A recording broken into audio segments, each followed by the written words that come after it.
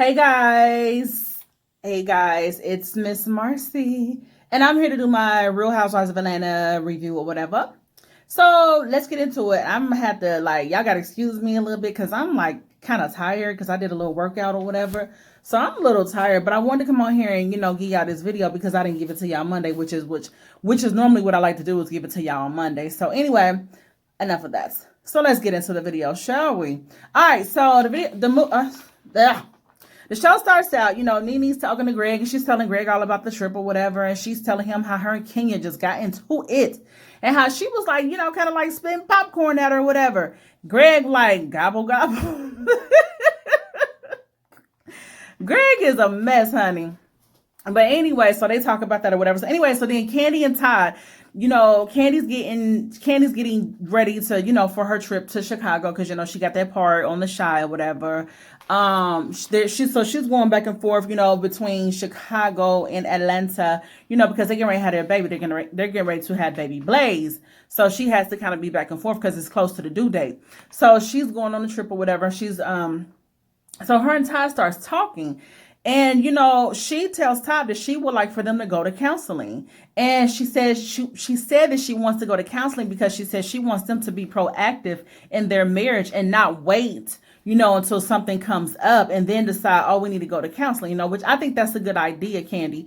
I appreciate the fact that she's being proactive in that because a lot of couples don't do that. A lot of couples wait till something starts going on and then they go to counseling. Then they seek professional help. But it sounds to me, from what we saw later on, in the show, that they're already to that point where they definitely need counseling. They should have honestly been had counseling because Todd revealed that he feels like he has to prove to the world, who his position and, his whole reason for marrying Kandi. He said that he has to prove to the world that he's not some, opportunist or whatever. And I mean, I feel like he has Mama Joyce to blame for that. And I don't like that Mama Joyce did that to him because she started off with that type of negative ass energy. She hadn't even given Todd a chance before she started spitting that shit out, talking about he was, basically after Kandi's money and shit.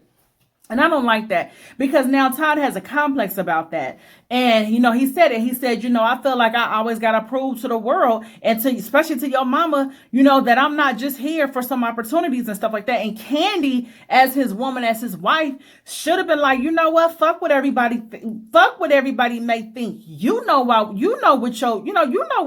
you are, and what your position is with me, and what we have. You know what? Let me talk about that scene with Kandi. I'm not going to do this in order. I'm doing how I want to do it. So, when Kandi and Todd was talking, I think this episode for real was more of an emotional. It was more of a transparent episode. It was more of them being vulnerable and really kind of basically, letting us in on certain things. Oh, excuse me. So, Kandi and Todd was talking or whatever. And, I just really kind of felt bad for Todd when he just basically admitted that to her. Like, he was like, I got all these businesses that I'm doing. He was like, I don't want to be a fucking truck driver. He was like, but I started that stuff. He's trying to help. Y'all remember the episode where they were having a conversation and she was like, it was like a few episodes back. And Kandi was telling Todd, like, you got all these businesses that you open and you ain't finishing stuff, and a part of that is coming from him feeling the need to just, I gotta be a go-getter. I gotta do this, I gotta do that. But I thought it was really kind of sad and kind of messed up when he admitted, some of the shit I don't even really want to do, but I'm doing it because I feel like I have something to prove. See, that's her mother has put in some type of insecurity. She has planted a seed of insecurity within Todd. So now he's insecure as far as, like he said, about what people think his reason is for being with Kandi. And that's not fair to Todd. That wasn't fair for her mama to do that. Because, Mama Joyce need a man. That's what I think. But anyway, that wasn't fair for her to do that to him because, like I said, she hadn't even given Todd a chance to show that that's what he was about.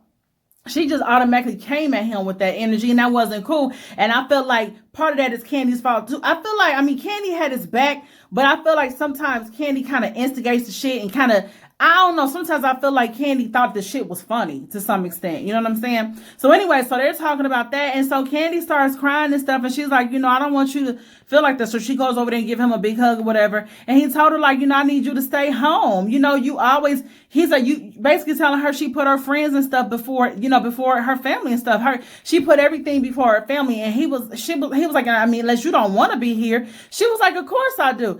I can't stand when women do that. I can't stand when bitches got a man or a husband or whatever, but they always want to be out with their friends. They always want to be over to this person's house supporting this event. Don't get me wrong. I believe in supporting your friends and family and all that kind of stuff. But when you got a man, you married, bitch, you need to take care of home first. Just like Ty need to take care of home first.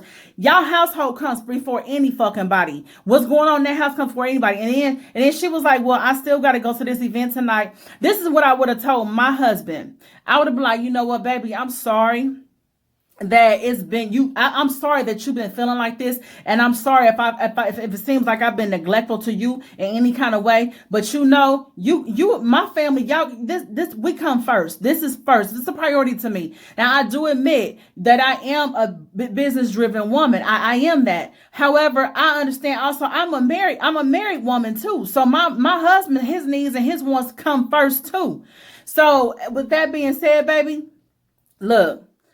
I hear you, and I want you to know I hear you, and I appreciate you even coming to me telling me this. Because if Ty wants to, Ty can say fuck it, and just start cheating and getting attention from other women or whatever it is he want to do. But he's communicating with his wife, and she should have. And again, I would have just been like, you know what? This is how I would have finished it.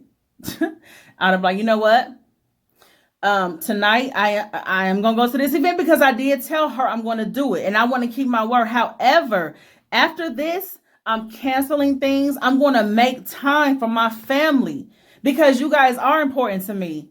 I hate to see a woman lose out on her man because she's so career driven. I mean, I understand, I just feel like you gotta have balance. I feel like Candy doesn't have balance, and that's what she's missing. So anyway. And so, Todd, she hugged him and stuff, and then she left. She just kind of left. I didn't like how she left. She didn't leave him with no fucking reassurance that, hey, everything's going to be okay. I'm sorry, and I hear you, and we're going to work on this, and we're going to work through this, and we're going to get past this, because I'm not going to, girl, bitch, Candy, don't lose your man because you trying to be a boss bitch, and I understand that's who you are, but girl, Todd gonna fuck around. Todd ain't a bad looking man, honey. Todd ain't a bad looking man, honey, not at all. So I don't know. I hope they get that shit together. But Candy kind of be pissing me off a little bit sometimes. I don't know. She just be pissing me off a little bit. So anyway, so it's good that she did encourage counseling, honey, because it sounds to me like you guys do need that. You saying you want to be proactive. I think y'all already need it. Y'all already been needing the shit. Anyway, Cynthia goes to Swag Boutique to go, visit Nene, whatever. And Nene, tells Cynthia, like, I didn't like, how y'all was trying to do that little shit, in Greece or whatever. Like, and so Cynthia was like, well, look, I'm sorry. It was not intended to be shady. I promise you it wasn't. You know what I'm saying? I was going to represent you right, though. And so she started, showing Nene how she was going to represent her, whatever. They was laughing and kikiing or whatever. Then Portia pulls up and, not on purpose, but she just happened to be in the neighborhood or whatever. She pulled up. And so they all go out. So Cynthia and Nene go out there and they start talking to her or whatever. And Portia invites them to her event that she has coming up. So anyway, Kenya goes to see an event estate planner. It's so sad to watch Kenya go through this. Even though she can be such a bitch at times, but nobody wants to. Maybe Kenya, the little mean and evil things that she does sometimes. First of all, we know it's for television, okay? Two, sometimes maybe it could be because of the shit she's gone through. Maybe deep down, I don't know. Maybe she kind of, I don't know. Some people, how they say hurt people.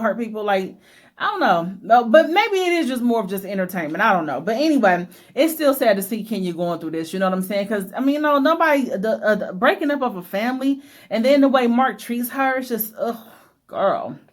So she goes to see the estate planner or whatever, and they talk about what's going to be what, you know what I'm saying? And so, she's being proactive. This is what she needs to do, honey, because they marriage ain't looking too good, honey. It ain't looking good at all. So anyway, so what else? I got my little notes, honey, because I be forgetting some things. So Candy faces Candy FaceTimes Todd and little Acey Poo, honey. And so she's talking to them, and then little Ace starts crying. Cause I think Todd asked him something like, "You miss your mom?" And he was like, "I do." And him started crying. He's so cute. I swear, Ace and Riley are Candy's damn twins, okay? He's so cute. Oh, little Acey Poo. Yeah, Candy, start staying your ass at home more shit.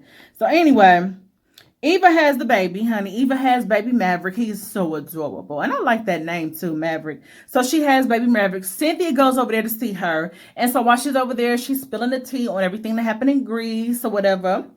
And then, what happened? Portia has her March of Dimes events. Now, this part was like just the biggest, man. So anyway, she has her event. And the ladies become very vulnerable at this event. You know, they start talking about, as far as being a woman and when it comes to having children and stuff. Portia admits that she had Portia reveals. I think we already knew that about Portia. Was this her first time revealing this? But she told she told us that she had a miscarriage and everything. And so she talked about that. And then Marlo, what surprised me was Marlo allowed herself to be very vulnerable, in which this is the side of Marlo we ain't never seen, honey. But it's good though. It's good. I think since she got her nephews, I think that is bringing out another side of her. She said that she basically she couldn't have children or whatever, and so she said that she always felt like why she couldn't have any children or whatever. Hold on. Let me say this too. Why was Nene wearing a fucking t-shirt? I'm getting tired of Nene wearing t-shirts. Like, Nene, stop wearing t-shirts for real. Like, that shit looks stupid and tacky. So anyway, hold on. Yeah, I'm trying to do all kind of shit. Hold on. So Portia has a beautiful family too. I want to add that too. She has a beautiful family. So the ladies shared their personal stories. Like I said, Marlo talked about, not being able to have kids and stuff. I can't remember if Marlo said she had a miscarriage or not, but I know she said she couldn't have kids. And, Nene talked about having a miscarriage. Kenya talked about, how she almost died having Brooklyn, and it's just like, I like that they talked about that.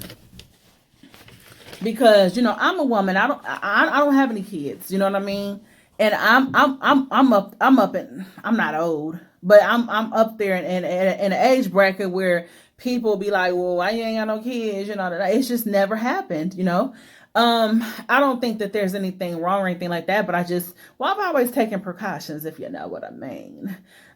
So I don't know. I just feel like I'm glad that they had that had that in the episode, because some people try to shame women, for not having children, or, and I feel like a lot of times, women feel like they have to, it's like you're less of a woman if you don't have a child by 30 or whatever, or 40. What are you waiting on? Why you don't have any kids? And they try to, like, Eva made a funky little nasty comment. I don't know if y'all remember, but Eva made a little funky ass nasty comment on a few episodes back where she said something like, I don't like Eva, honey. But the bitch said something like, what she said, it ain't my fault some people waited later in life to have their kids. I had my kids younger. And it's like, she was basically shading Portia, Kenya, and Shamia.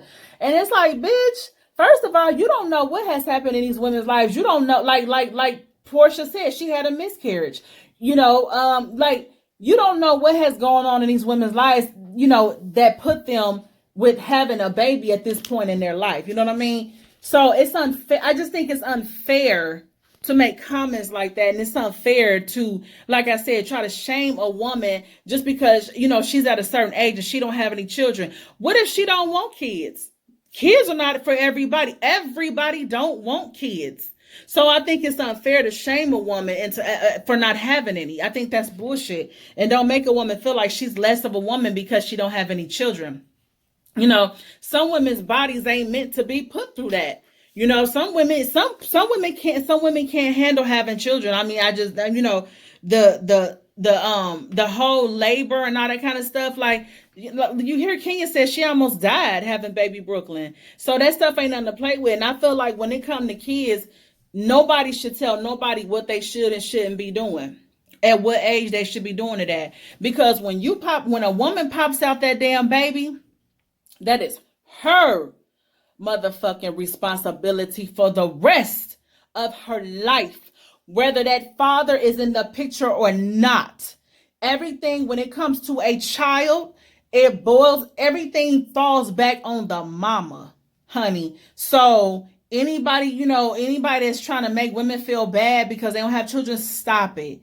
Like I said, when it comes to having kids, should nobody be telling nobody what to do, when they should have them, why they ain't got them, or nothing. No. If a person don't want them, they don't want them. If they ain't had them by 35, 40, don't worry about why they don't have any. You know what I'm saying? It's a lot. That's a whole nother topic. I could do a whole nother video on that topic, but that's a whole nother shit right there. That's a horse of another color, honey. So anyway, that almost got me a little going, honey. I almost went into a little rant. But anyway, because I'm tired of seeing, I hate that. I hate that for women, because you got women that's out here, trying to, just going crazy thinking, I got to hurry up and have a baby. My biological clock is ticking. And then they get out here and find some old no good ass nigga to have a baby with. And like I said, when a woman once you had that baby is always your responsibility. I don't give a fuck how old that child gets, even as a fucking adult. That child is always going to be your responsibility. I mean, you don't always have to take care of that child as an adult. I'm just saying, if y'all get what I mean. No matter how old a person is, everything come back to your mama. Anyway, so what else happened?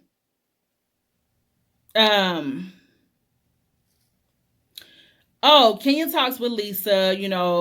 She tells her about the visit with the estate planner or whatever. And Kenya breaks down and starts crying because she wants Lisa to be baby Brooklyn's basically like her godmom, or the person who takes care of her if something happens to her. And like I said, it's just sad to see Kenya going through this. You know what I'm saying? But hold on though. Now here's where shit got a little weird and interesting. Okay. Kenya tells Lisa that she was not allowed to, hold on, let me say something. Let me see how she put it. Kenya tells Lisa she was not allowed to speak to Mark's mother or father. Bitch. We wouldn't have been married. Let me tell you something. I knew a girl I was friends with who was with a guy for like 5 years. And she had never met his mother or father. Okay? I wonder if she's still with that guy. I don't know. Because me and her don't talk no more.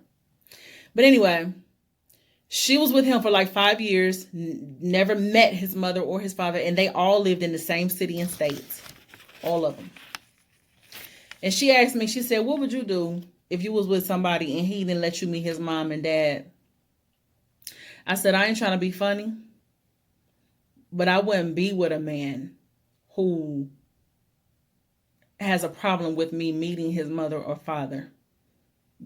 That's just not, I can't, that's just not going to happen. So that being said, Kenya, that shit is sad. Why can you not talk to Mark's mother and father? Mark got some deep down dirty ass secrets he don't want you to know about, I think. But also, he was never into you. How can you talk about how y'all once had this love and this passion and it was all this and that, and then he just changed? No, he was always this person. I just can't see somebody really liking you and not being excited to introduce you to his parents. You know what I'm saying? I'm telling you, I would not be, and that ain't petty, that ain't small, that's big shit. These are your parents. These are the people who got you here. And I can't meet them, and you talking about spending the rest of your life with me? No, the fuck we're not. No, the fuck we're not. So anyway. All right, let me hurry because my arm getting tired. Shit.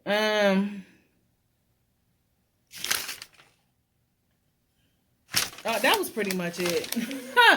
That was pretty much it. The main parts that stuck out to me with this episode was the whole March of Dimes event, and then Kandi and Todd's conversation. Like that shit, I felt bad for Todd, like I said, So y'all, that was it. I can't believe Kenya wasn't able to speak to Mark's mom and dad, and then he cheated on her too. He cheated on her at that. Girl, honey, Kenya, wave bye-bye to your baby daddy, girl. Kenya, you in danger, girl. Nah. Nah, but girl, get that divorce and move on with your life. You got your beautiful daughter. Girl, it's a wrap. Anyway, so is this video. It's a wrap. Y'all, let me know what y'all think. If I left anything out, put that shit below. Don't forget to check out my podcast, Conversations with Miss Marcy. And that Marcy is spelled Marcie. You can check it out on Anchor, iTunes, Spotify, the TuneIn app. Yeah. So yeah, just to name a few. So all right, y'all, I'm out of here. I'm about to jump in the shower, y'all. All right, peace.